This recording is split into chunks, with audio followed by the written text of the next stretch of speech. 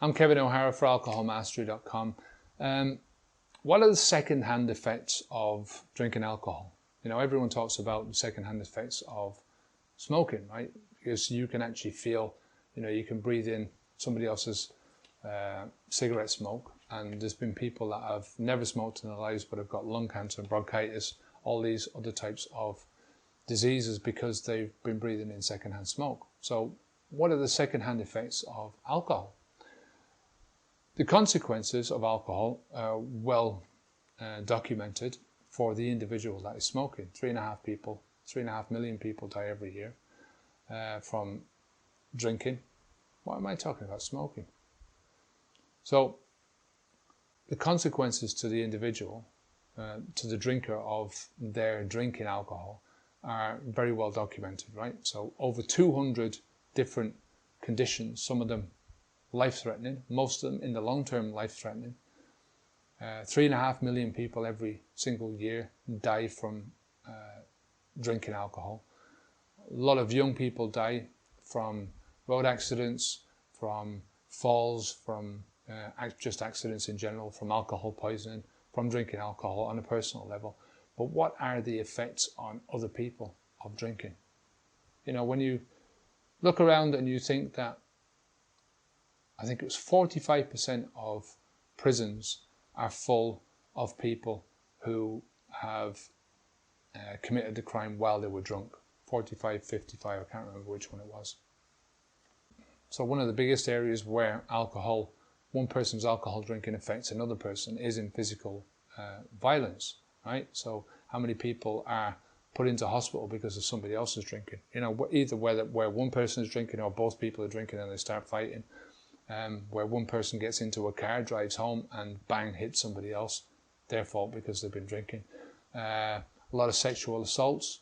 I'd say a lot of sexual assaults on women and men are perpetrated after somebody has been drinking alcohol. So there's all that big violence aspect. We used to say when I was a dope smoker, at least with dope, you never see anyone kicking the shit out of somebody else. You know, everyone's chilled out and stuff like that. And it's very true. But yeah, that's another story. You know, you've got the verbal violence of insults and arguments and, you know, long-term injury, long-term psychological injury that can be caused to relationships, to marriages, to relationships with children. You know, how many children are battered because their parents are drinking, you know. Not that that's an excuse. I don't think any violence towards anyone else. That's why people get prison for it, because, you know, it's not an excuse what you've done to yourself. Whether you're inebriated or not, it's your fault that you've done it, and you can't blame somebody else, and there has to be a restitution for it. So property damage, you know, how many cars are scratched, how many windows are broken, how many, you know, houses are wrecked because somebody has been drunk, you know. I've done a lot of damage in my time through fighting, through just arguing, wrecking the place. You know, not when I was younger, a lot of testosterone and stuff. No excuses.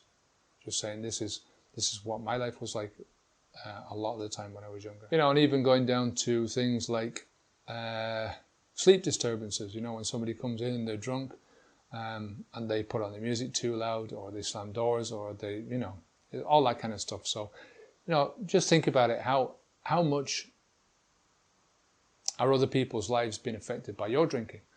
When you stop drinking, how much is your life being affected by other people's drinking?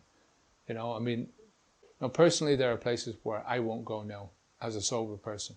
You know, I'll go there for a certain length of time, but then, you know, as you can feel it, it's palpable in the air when the atmosphere starts to descend, people start to get louder. And yeah, I just don't like that. I don't like the threat that poses when I don't have to have that kind of a threat, you know. I mean, I'm not bothered by an argument. I'm not bothered by a punch-up or anything like that, but I am bothered by it when there is no sense in it, you know, and that's what happens when there's alcohol involved. There always seems to be just senseless violence and senseless arguments and, you know, that kind of tetchy situation I don't like being in. So, you know, I tend to go out early. And I think even as a drinker, I tended to do that anyway, you know, go out earlier in the evening, try and get home before the psychopaths got out into the streets and stuff like that, you know. So that's basically it for this video. If you have any questions or comments, leave them down below. Like, give us a thumbs up for the video if you like the video. Share it if you want to share it.